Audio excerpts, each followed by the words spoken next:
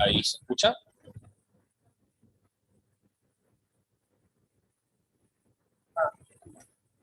Bueno, ¿sigo? Bueno, bueno, la charla digamos, charla mini tutorial, mini de todo que armé para estos 35 minutos, eh, surge, digamos, estuvimos hablando con Marcelo, me dice, che, estamos por hacer esta serie de conferencias, y te digo, no, mira, la verdad es que justo ahora no estoy trabajando nada con imágenes. Me dice, bueno, pero supongo que algo interesante estás haciendo. Y le digo, y mirá, estoy terminando un proyecto para un tipo de problema que es bastante popular en todo lo que es el área de administración, economía, ingeniería industrial, y está como recontra olvidado en todo lo demás. Nadie le presta atención. Entonces dije, bueno, por lo menos un buen momento para compartir esto, digo, por ahí a alguien le sirve, y trata de resolver un tipo de problema en particular. El ejemplo que tengo está sacado de un curso de posgrado que doy en la Universidad Blas Pascal, en la maestría de administración. Por ende, el problema es financiero. Así que, pero supongo que van a, se va a entender la idea, por lo menos al final de todo. Eh, Primero que nada, digamos, yo no soy experto en el tema. Digamos, es algo que hace muy poco tiempo estoy explorando al tema. Recién largué no un paper, sino un proceeding en una conferencia local sobre este tema con una alumna de maestría. Es mi primer paso profesional usando estas herramientas, como diciendo, a ver, que se pueda hacer que sea un poco más científico que las cosas que yo veía que se estaban dando vueltas sobre estos temas. El, el, el título de la charla está muy robado de donde se enseña esto en una materia de la UTN, que es una materia electiva que se llama Decisión en Escenario Complejo. El título siempre me gustó, así que robé el título.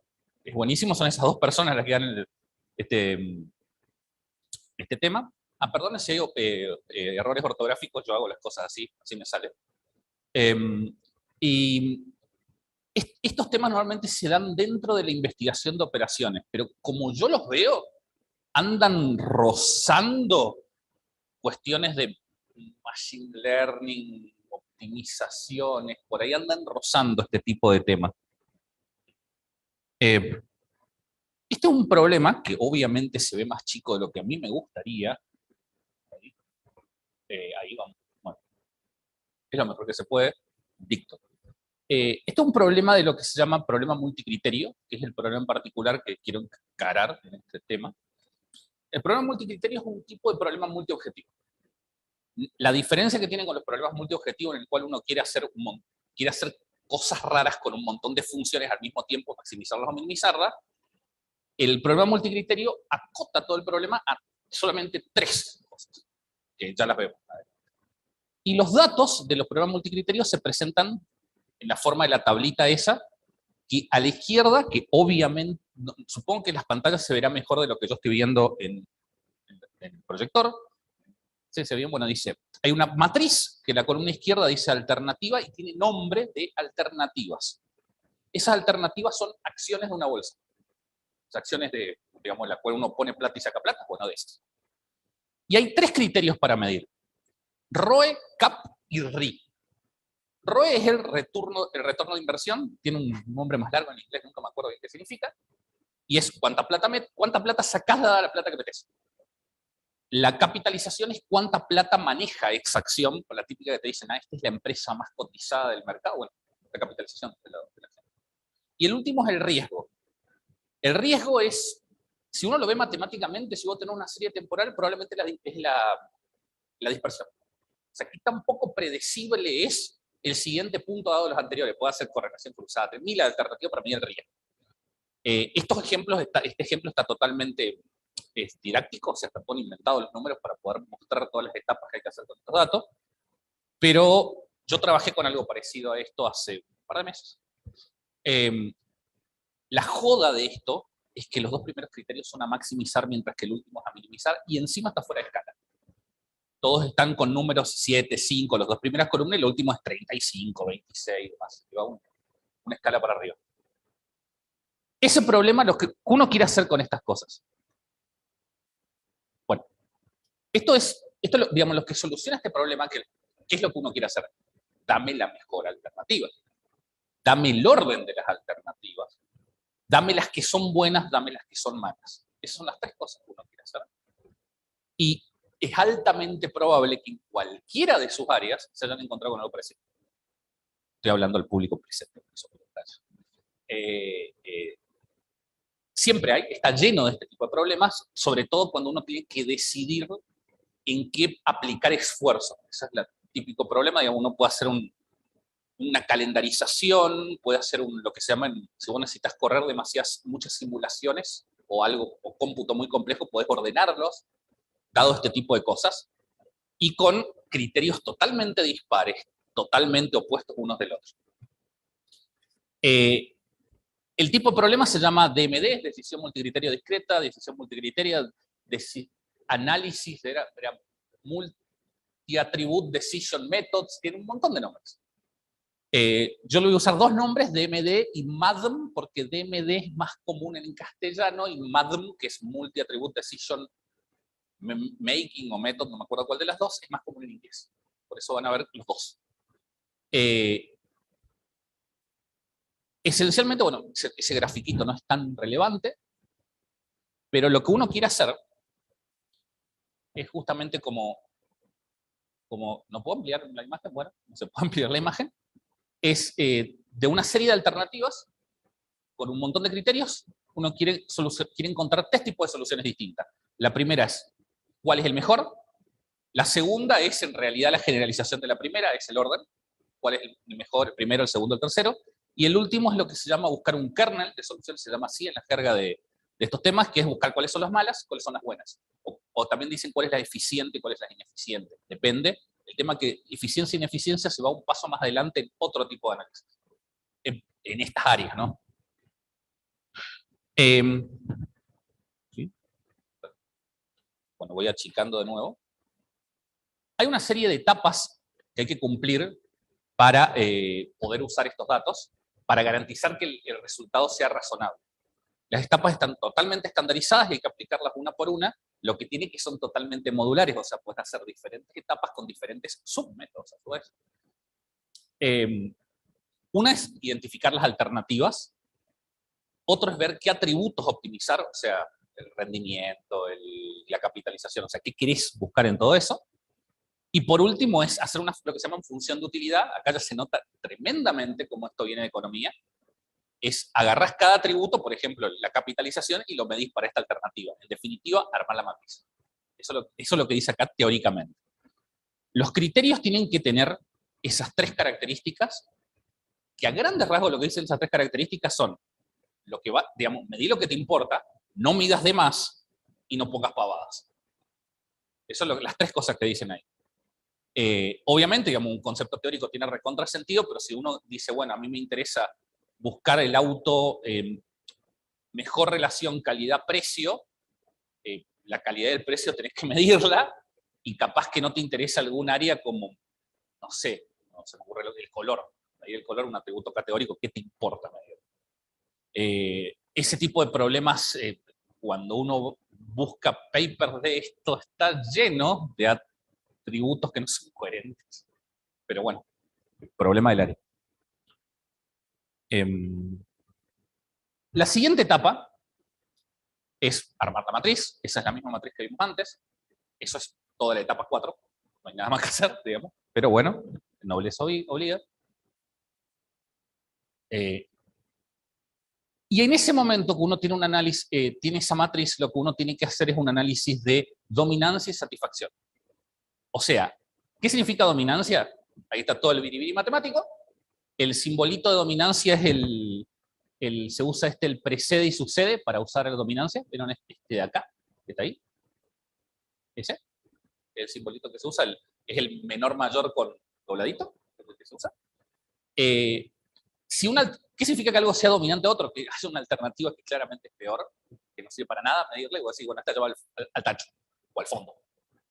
Y la otra es decir, en este caso es decir, a ver, ¿a vos te interesa invertir en una acción que tenga qué porcentaje de ganancias? O sea, si no me da el 2% de ganancia, no voy a invertir plata. Esto es recontra razonable porque uno acá hay 5, 6. Yo el ejemplo en serio que uso tenía 9 alternativas y 7 criterios y esto se complica ya con esa cantidad. Crece un poco más y cada vez se complica más. Entonces hacer esa búsqueda ya a veces es un problema en sí mismo.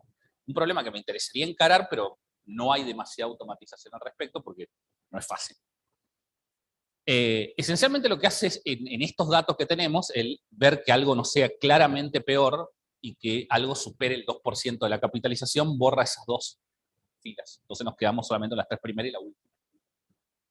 Probablemente para 4 alternativas y 3 criterios, la solución es meter a todas las personas interesadas y hacerlos pelear a muerte a ver cuál es la mejor, antes que ponerte a hacer toda esta matemática, pero no, esto es un ejemplo, nada más. O sea, tampoco hay que usar siempre matemática porque sí. La etapa que sigue, la 5, es que, a ver, no quiero decir, bueno, no quiero meter la pata. Esta es una que siempre me la confundo y la hago al revés y no te da lo mismo. Primero que nada, digamos, es muy malo para la mayoría de los métodos trabajar con valores negativos y con valores a minimizar, criterios a minimizar. Entonces lo que se suele hacer es, cuando tenés un valor en 0, corres toda la columna para arriba hasta que supere 0, o sea, le asumo una constante, y cuando es para minimizar, pones 1 sobre, y chao, te queda maximizar esa columna. El punto está, y esto me di cuenta porque vi una librería de la competencia, no la que les voy a mostrar yo, que ellos hablaban, usaban, digamos, ellos asignaban costos a las columnas. Y si ustedes se fijan acá en el paso 6, y en la matriz para los presentes, que no se llama bien, dice W sub J, es la importancia de la columna.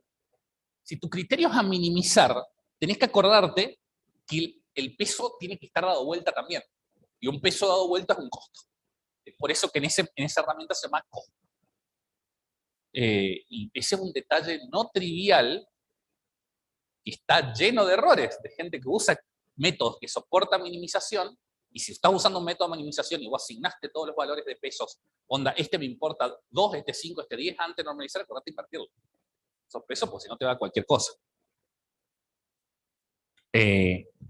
¿Cuál es la importancia de los criterios?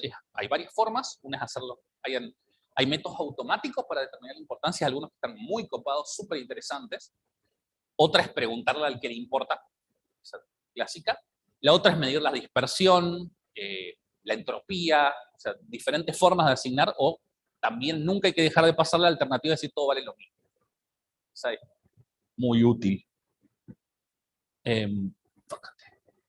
Lo siguiente es, en la bibliografía usted encuentra normalizar en el sentido muy amplio de la palabra.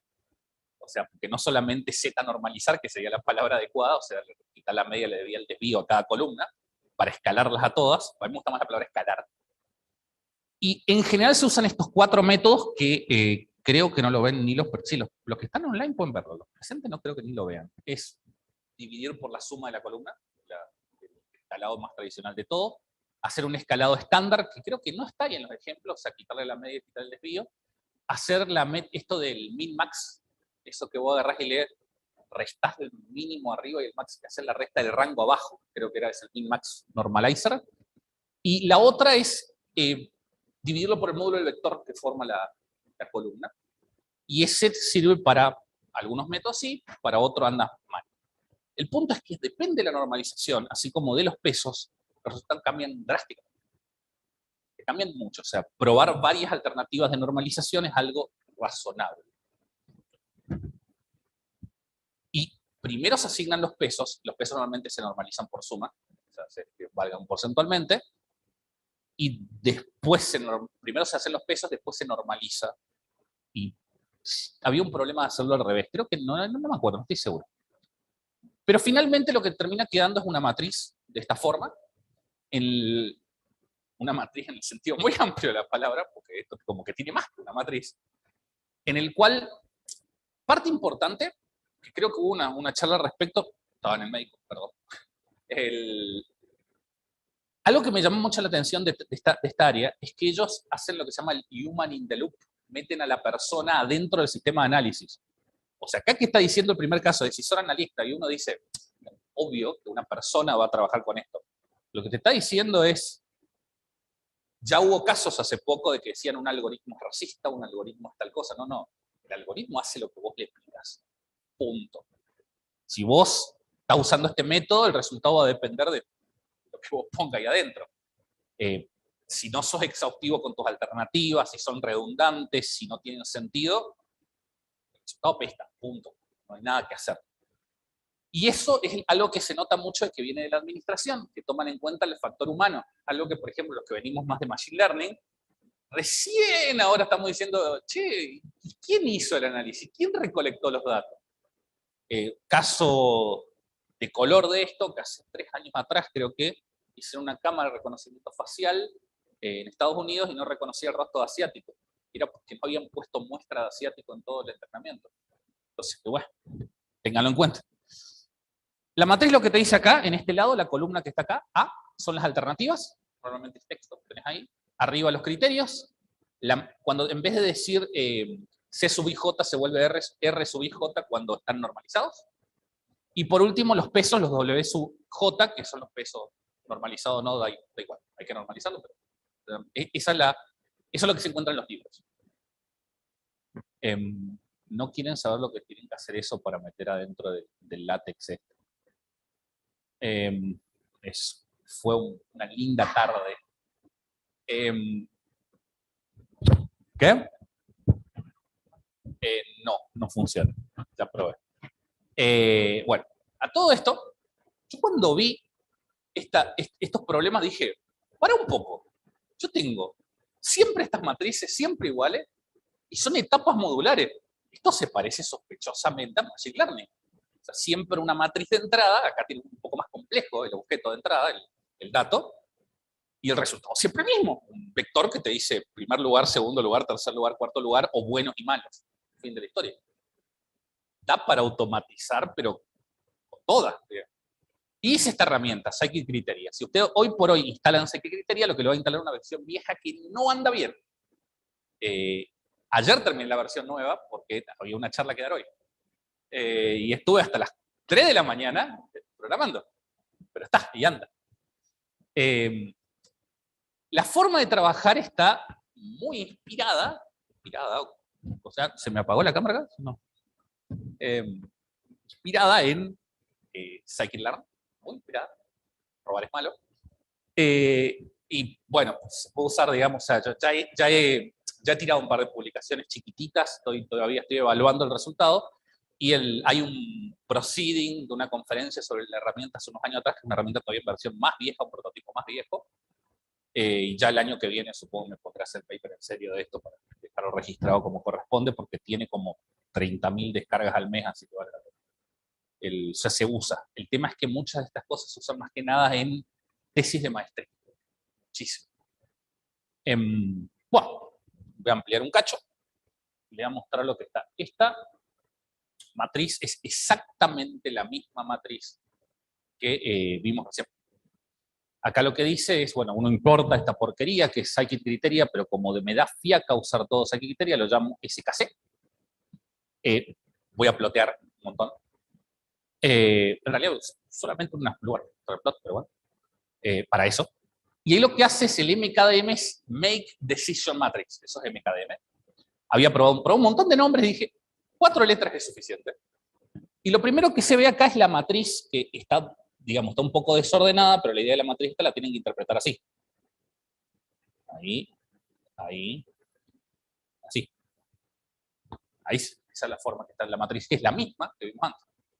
Lo siguiente te dice cuáles son los objetivos a maximizar o minimizar. En realidad se llama sentido de optimidad, pero veo un montón de nombres. Senses me parecía muy incómodo de escribir. Le cambié objetivos y uno pone ahí max, min. También puedes escribirlo en texto, poner 1 y -1, pero usar el nombre de las funciones me pareció algo razonable. Aunque para adentro no se usa para nada esa función, solamente para indicar si es para maximizar o minimizar. Lo que sigue son los pesos. Y por el último, los nombres de las filas y columnas. Las alternativas son columnas y los criterios son, perdón, las alternativas son filas, los criterios son columnas. Y la joda de todo esto es que cuando uno la ejecuta, se ve bonita. O sea, créanme que si están al lado de la computadora, esto se ve. Ahí se ve medio chiquito porque está todo grandote para que sea slide. Pero ahí están las dice 4 alternativas y no se imaginan lo que me costó aprender a poner en las flechitas acá arriba. Otra cosa, también solamente fueron 2 tardes. Pero bueno, antes decía maximize y me daba cuenta que vos tenías más texto de lo que querías hacer que lo que realmente querías hacer. Es decir, yo para arriba, quiero para abajo, fin de la historia. Eso es todo. Y así aprendí a poner, ¿saben que se puede? No puedo compartir acá. Aprendí a poner logos de mate, se puede poner de todo ahí. O sea, caritas sonrientes. No funciona. Bueno, estamos acá. Vamos al siguiente slide. Eso ya, bueno, ahí tenemos la matriz. Se llama DM, de Decision Matrix. Esa es la matriz. Se pueden plotear las matrices. Está. Esencialmente se fijan, solamente esto es para cambiar el tamaño de las... es simplemente para poner 2 plots por celda, para el que no esté familiarizado con Matplotlib. Y acá lo que hago es imprimir, fíjense que dice dm.plot, o sea, directamente la matriz, ploteamela, como un heatmap. Quiero ver esa matriz resaltados los valores. Y además quiero que hagas un kernel density estimation, o sea, que básicamente me hagas un histograma suavizado de cada una de las columnas. Y la última línea lo que hace es ajustar los gráficos para que se vean bien en tamaño. Y la celda de abajo hace lo mismo, pero para los pesos. O sea, la de arriba es solamente para las alternativas, lo que se llama matriz alternativa. Y a ver cómo hago para que se vea mejor acá, porque lo que están viendo online se ve bien. Bueno, acá dice chiquitito criteria, pero acá abajo pongo acá dice criteria chiquitito, acá dice alternativas chiquitito, lo mismo acá. Se fijan, están los diferentes criterios con las flechitas correspondientes y sí. ¿Estos plots para qué sirven? Y para nada, porque está todo fuera de escala. No sirve para absolutamente nada. Estos gráficos simplemente para mostrar que se puede hacer. Y para ver, el resultado interesante es cuando lo normalizas. Y vos te das cuenta y decís, ya. Paso. Tiene diferentes clases, para los que sepan que es orientación a objetos, que permiten manipular estas matrices y transformarlas, que obviamente se lo copié a scikit-learn y le puse transformers. Hay un montón de tipos de transformers. Y en particular, acá estoy importando 2. Uno que se llama minimize to maximize, que lo que hace es invertir las alternativas solo en las columnas, los pesos no los toca. Y el otro, el escalador por suma. Suma cada columna y divide cada valor por la suma total. Yo puedo acá en esta línea, acá dice minimize to maximize, transforma esta matriz y te devuelve un DMT. Y en la de abajo, el escalador puede tener 2 targets. De objetivos. Targets. Vos podés querer transformar la matriz o los pesos. Si vos le pones bot, ahí te convierte los 2. O le pones o matrix o weights, elige qué convertir. Esto, ahí se fijan, la matriz está invertida los valores. Y acá hace la normalización. Y que me salga en la columna de arriba la misma cantidad de decimales que en el cuerpo, fue otra tarde de diversión. Está muy apoyado sobre pandas, para los que sepan, pero ver dónde está guardado, cuántos decimales tiene que usar panda, no es fácil. Sí. Hay unos criterios, ¿no? Para que habéis contado antes, para que se pueda aplicar la decisión multicriterio. Sí, las etapas. Las condiciones, ¿no? Sí. ¿Están verificando que se cumple o...? En la parte de las... no me sale la palabra, dominancia y la otra, que no me acuerdo el nombre, no se puede hacer, o sea, no tengo ninguna forma automática de hacerlo, y yo parto de la matriz que está filtrada ya. Entonces yo parto de la normalización en adelante. Hacer análisis de dominancia, hay una pequeña herramienta para hacer análisis de dominancia, pero no es fácil, porque podés tener, no son como se llama, cuando A mayor que B, B mayor que A, mayor que C, esa es la palabra, que cuando A es mayor que B, B es mayor que C, entonces A tiene que ser mayor que C. La transitividad. En este tipo de problemas no puede no cumplirse la transitividad. Entonces no es trivial hacer ese tipo de cosas. Se me ocurren algunas alternativas, pero no es tan trivial. ¿Sí?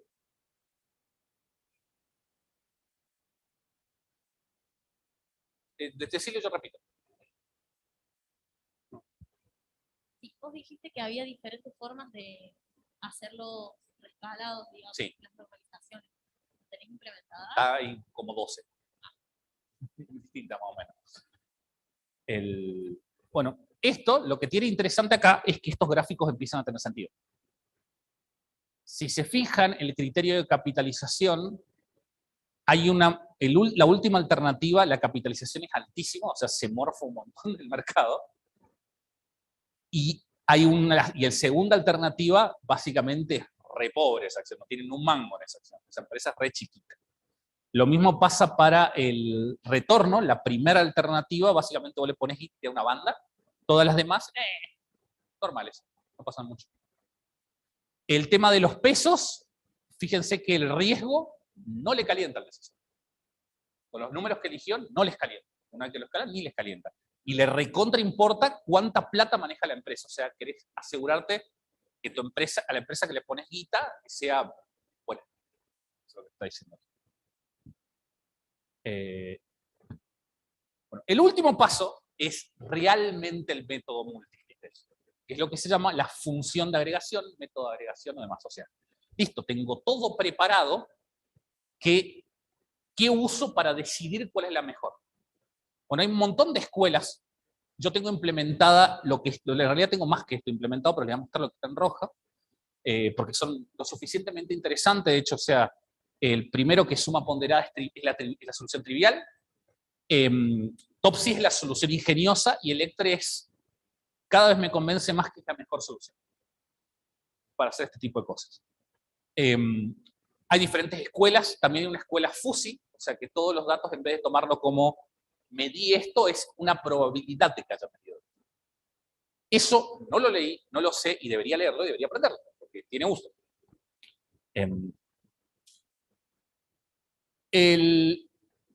Todas las partes, al final, lo que termina en un problema multicriterio, termina agregando la parte de agregación, en la cual vos haces una validación global por alternativa.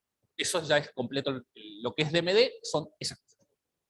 Eso es finalmente todo el final de la teoría, digamos, de todo lo... el método aditivo simple, o suma ponderada, o SAM, o como cada libro lo llama distinto, lo único que hace es... ahí, bueno, es el tamaño que puedo. Lo único que hace es agregar cada fila, multiplica cada valor por su peso y lo suma. Eso es todo. El que te dé el número más alto, el mejor. El que te dé el número más bajo, el peor. Fin de la historia. Eso es el método aditivo simple. ¿Por qué usar esta porquería? Porque si vos tuvieras el caso totalmente poco probable de que todas las alternativas están medidas en la misma escala y en la misma unidad, es el único método que no te garantiza, reversión. No te garantiza que no hay reversión de rango. O sea, la reversión de rango es un problema que uno a veces mete una alternativa claramente peor y cambia la mejor. En este método aditivo simple no se nota tanto, pero en el siguiente sí se va a notar más. ¿Cuándo podés hacer eso? El tema de análisis de lo que se llama reversión de rankings, reversión de rangos, es un problema abierto.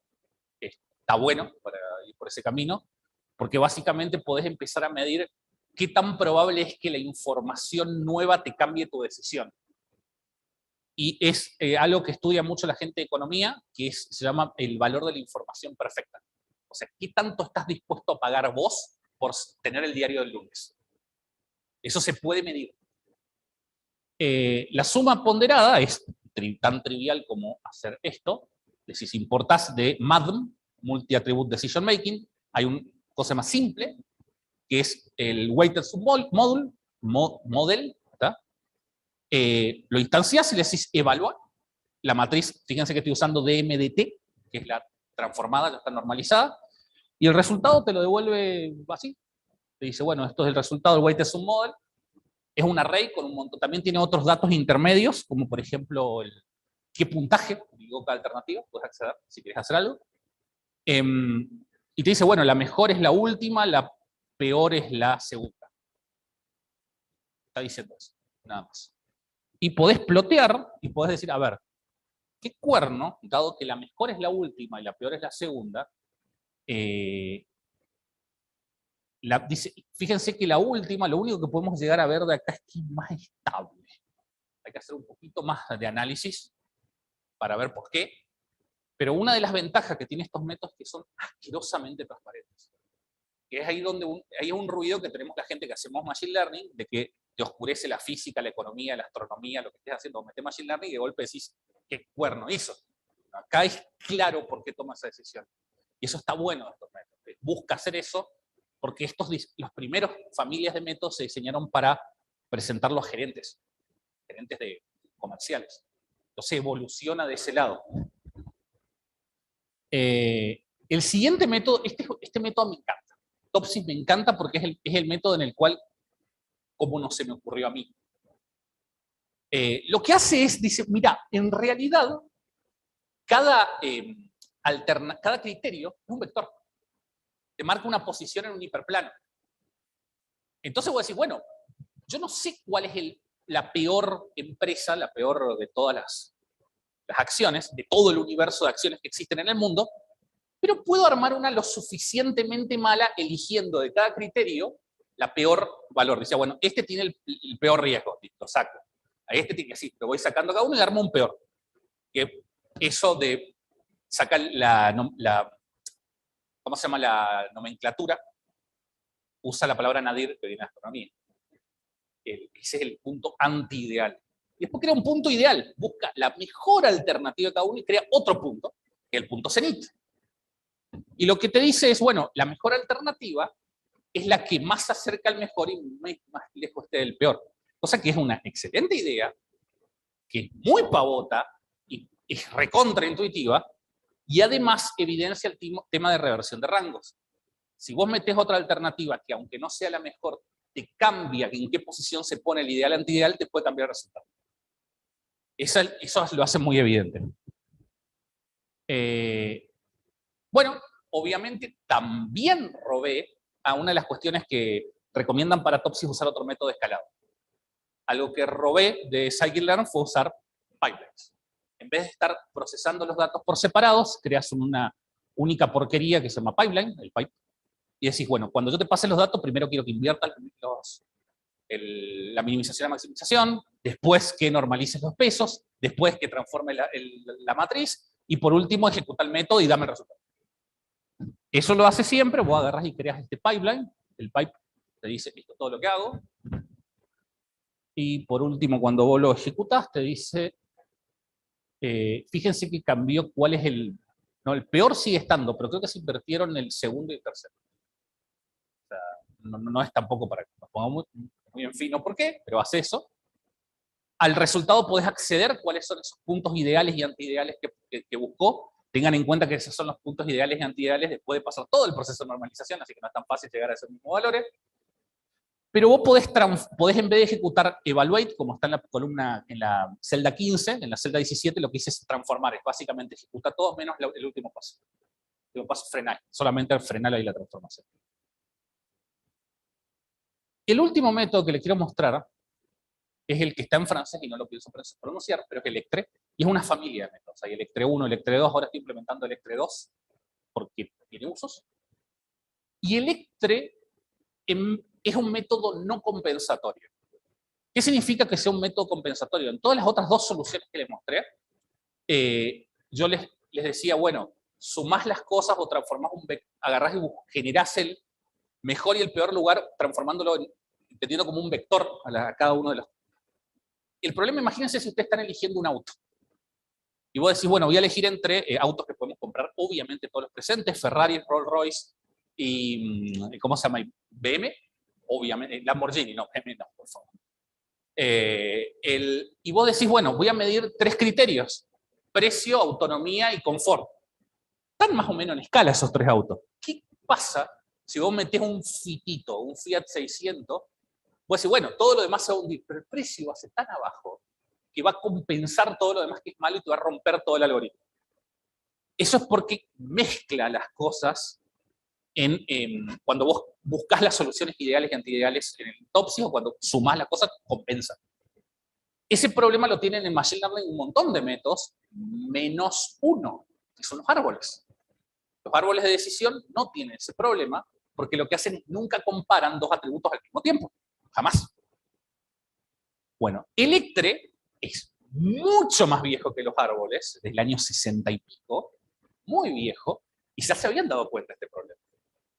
Y además tiene otra cuestión. Dice, no, pero pará, yo quiero que vos me digas qué tan mejor tiene que ser una alternativa para que vos la aceptes como buena, y si es peor, qué tanto tolerás que sea mala. Y nunca compares las columnas mezcladas, nunca mezcles los valores de las columnas. La matemática es bastante rebuscada, no vamos a poner en detalles, muy complicada la matemática de esto, o sea, no es complicada, es tediosa. O sea, son sumas y restas, pero tediosa. Y hace filtros con booleanos y demás, una vuelta rosca medio rara.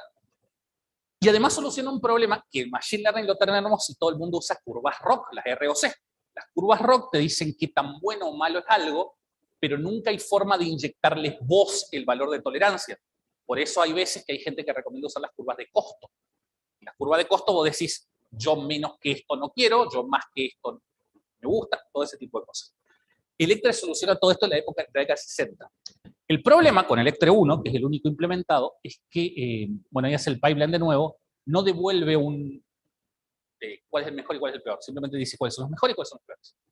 Por eso el resultado te dice kernel, y te dice true, te dice que dado las tolerancias que uno puso, que hay una tolerancia por defecto que sugiere la literatura, que es la que está cargada, en la primera alternativa y la última están dentro del kernel, o sea, son aceptables, todas las demás son basura. Eso es lo que está diciendo ahí. Y uno puede acceder a lo que se llaman matrices de concordancia y discordancia, que son esta cuestión de qué tan mejor es cada una de las alternativas respecto a un criterio, dado otra alternativa respecto a un criterio. Es bastante rebuscada las matemáticas que tiene. ¿Se puede extender ranking de eso? Sí, se puede. Hay muchas técnicas, y Electre es uno de los que más crecieron de todas las familias. ¿Qué quedó afuera? Cálculo automático de pesos. Tiene ese criterio, cálculo automático de pesos.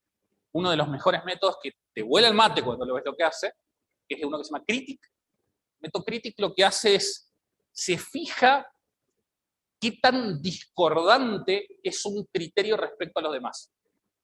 O sea, si todos los demás dicen que esta es la mejor inversión, este criterio, ¿qué tanto dice que es otra la mejor inversión? Entonces, si es muy discordante, debe ser más importante el razonamiento común. Análisis, sensibilidad y robustez, o sea, que es qué tan sensibles a los pesos, eso no está implementado. Robustez es qué tan sensibles a los datos, la matriz, que tanto te cambia, si vos le metés un poco de ruido.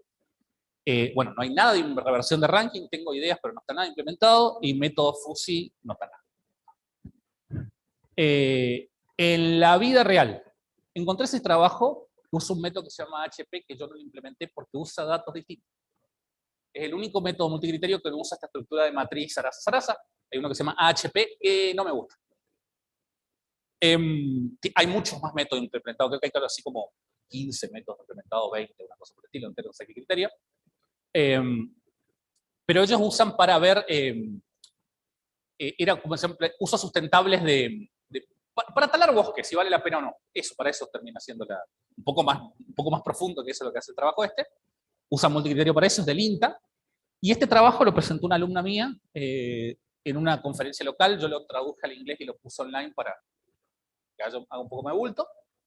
Y lo que hacemos es tratar de encontrar cuáles, o sea, dado la serie temporal, bajamos todas las series temporales de todas las cripto que hay. Elegimos las 9 que suman la mayor capitalización del mercado, o sea, las que más plata tienen. De esas las dividimos en dos grupos en ventanas, o sea, cuando vos querés invertir, querés decir qué día voy a meter y qué día voy a sacar. Son las ventanas, decir, bueno, las ventanas normalmente son cortas. ¿Por qué te conviene hacer ventanas cortas? Porque si se ven ventanas largas, perdés localidad de los datos. O sea, por ahí tenés una suba, o sea, si vos ves, básicamente, si vos ves la serie entera, Bitcoin siempre está subiendo. O sea, si lo quiero invertir en 7 días, las cosas cambian. Lo hicimos en 2 tamaños, en 7 y en 15 días, y sacamos un montón de métricas para esos 7 y 15 días, y al trabajo ese lo que termina determinando es qué tan importantes son cada uno de los criterios. Nada más llega a eso. Ahora estamos viendo cuál elegir, que esa es la tesis de cerrando. Con esto cierro. La mayor ventaja que tienen los métodos multicriterios son transparentes.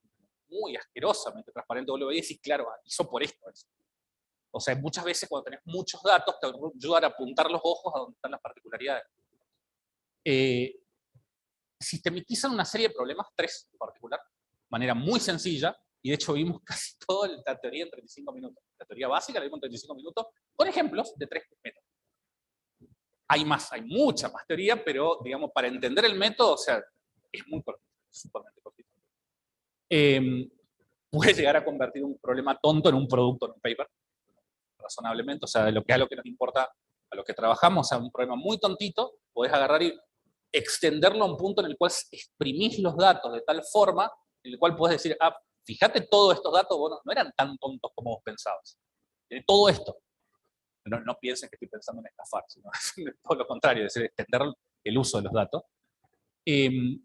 Interactúa muy bien con el área de ciencia de datos, estas cosas. Cada vez hay más aplicaciones de metamos deep learning con el medio, meter multicriterio, hacemos una capa de activación con multicriterio, eso lo he visto. Y esto está un paso al siguiente tema, que es análisis envolvente de datos. En análisis envolvente de datos, en vez de hablar de criterios a minimizar y a maximizar, habla de insumos y salidas. Y cuando vos querés hacer, por ejemplo, una fábrica, ¿qué querés hacer? Comprar la menor cantidad de plástico para generar la mayor cantidad de pelotas. Eso se hace con análisis envolvente de datos, que es toda una familia distinta de métodos, súper interesante, y hay un montón de problemas que en nuestros casos se aplican, que son de optimización de eficiencia, este tipo de cosas que busca eficiencia. Se usa mucho programación lineal, casi todo programación lineal. Y por último, puse mi mail y un plot, porque no se me ocurría con qué cerrar. Así que puse un plot. Así que bueno, estoy abierto a preguntas. Creo que hay alguna o no. A los dos lados. Gracias, Juan. ¿Preguntas? Sí, yo no sé cómo abrir el... Bueno, hicieron preguntas, así que no se ven en la obligación de... O sea, Muy buena, Juan. Gracias por la presentación. O sea, se entiende lo que se busca, se entiende lo que, digamos, cuál es el proceso, digamos, de esto. Hay muchas aplicaciones, como bien mencionas, digamos, y en el caso de las imágenes, vos te imaginas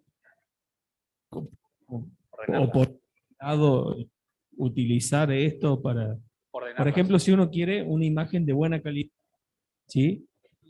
Supongamos que el objetivo sea ese y vos tenés, ¿no? Caracterizan a la imagen, ¿no? Por ejemplo, tiempo de exposición o todas esas características, digamos, propias. Bien, viendo el ejemplo que presentado Sergio y et al, que no me acuerdo quién más estaba en la charla anterior, perdonen, viste que vos puedes combinar un montón de bandas de diferentes formas. Podés aproximar cuál es la mejor combinación, digamos. Podés decir, dado mis necesidades, haces una matriz haces varias matrices para diferentes cosas. O sea, vos decís, bueno, esta es para resaltar arroyos, esta para resaltar galaxias, esta para resaltar fuego, esta para resaltar tal cosa. Te doy las bandas de los datos por estas calidades, cuál es la mejor. Pues, eso es una alternativa que se me acaba de ocurrir. O sea, vos podés hacer como preconfiguraciones, tener armadas las matrices de decisión para tomar, meto esto y cuáles son el orden que tengo que aplicar las cosas. Obviamente, digamos, el problema que tienen todos los métodos que yo di es que son discretos. Son todos discretos, pero los datos son también discretos. Capaz que se adaptaría más a un problema real, a mí me parece, usar los métodos FUSI, en el cual vos agarrás y decís, lo que yo determino como calidad es calidad, es más o menos. Entonces te aproxima más, me parece, una solución real, que es la que, en definitiva, lo que vos querés es decirte, che, bueno, ¿cómo hacemos este problema? ¿Cómo lo decimos? Nosotros nos ponemos a discutir, a mí me parece tal cosa, sistematizar eso, ese paso previo. Cualquier serie de datos, puedes decir cómo combinarlas. De hecho, se me acaba de ocurrir que podés usar estas matrices, las podés usar como configuración. Como configuración previa a procesar los datos. O sea, definís tu configuración así. En vez de decir, bueno, yo voy a usar todo esto, no. Esta matriz es la que decide cada vez que yo quiero hacer tal cosa. También podrías hacer un método de Machine Learning que mejore las matrices. O sea, que la matriz sea el output. Eso también podría ser algo razonable. Sí. Yo he visto de todo que han hecho con esto, pero por algún extraño motivo se ha quedado en ciencia económica y en industrial, porque es muy fácil aplicarlo ahí. Pero no es que no tengamos este tipo de problemas, los tenemos. De hecho, muchas veces, una cosa que para el Marito, digamos, que le interesa correr cuestiones muy complejas en nivel cómputo, priorizarlos en las corridas. Hacer lo que se llama un scheduling de corridas para tener resultados más rápidos. También es otra alternativa. Vale trabaja con simulaciones. También decir, bueno, ¿cómo es ¿qué agarro primero para no que quede tan masivo todo lo que estoy haciendo? Recortar los datos, achicarlos un poco en esto sí, esto no, digamos, por ese lado. También se puede. Esas son las cosas que a mí se me vienen a la cabeza y ahora.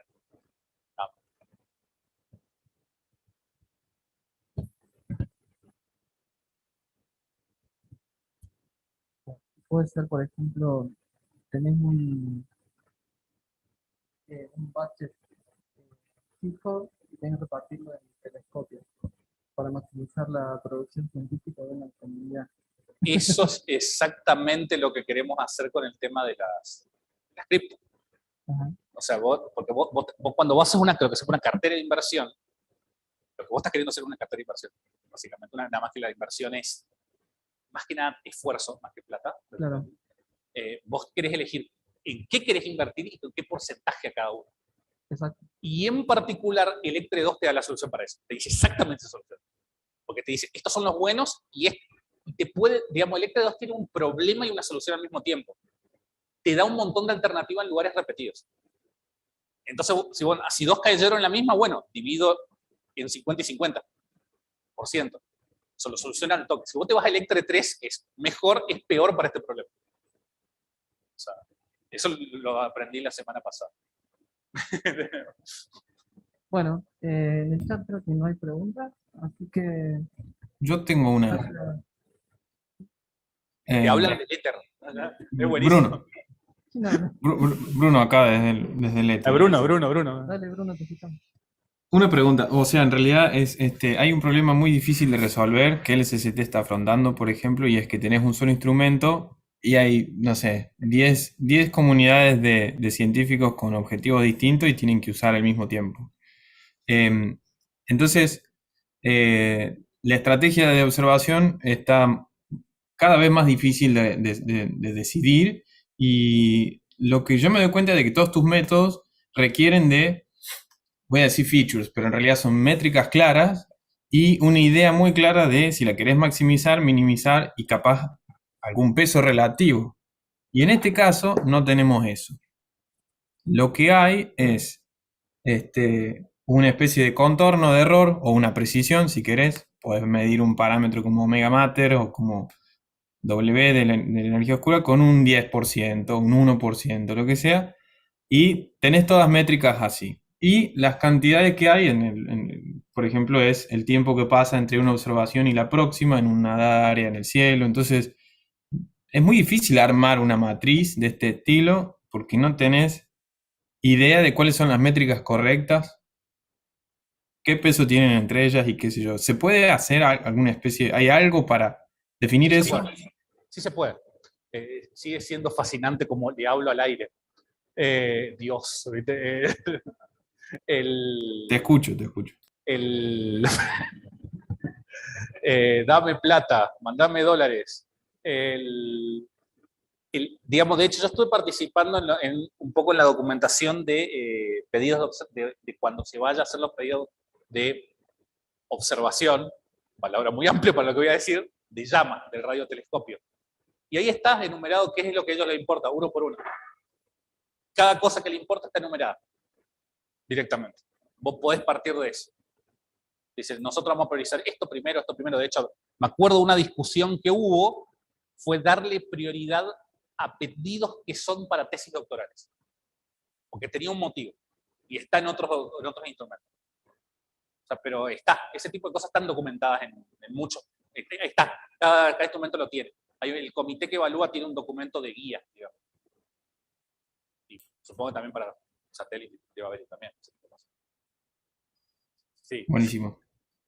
Gracias. Después estaría bueno para conversarlo, porque el problema no es. El problema es que la gente está pujando, cada uno cuidando su propia quinta, y ese es el problema. Nadie te dice, puedo resignar X cosa. ¿No? Convencer a mi matriz. Ujú. Que pasen por mi método y convencer a mi matriz. Esa sería la moraleja. Igual, una de las cosas que digamos que cuando estos son sistemas de soporte de decisión, que son exactamente igual que el Machine Learning, al final del día sirven para lo mismo.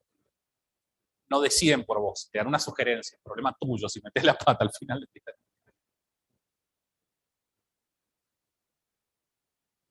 Bueno, buenísimo. Gracias, Luna. Y gracias, Juan, de nuevo.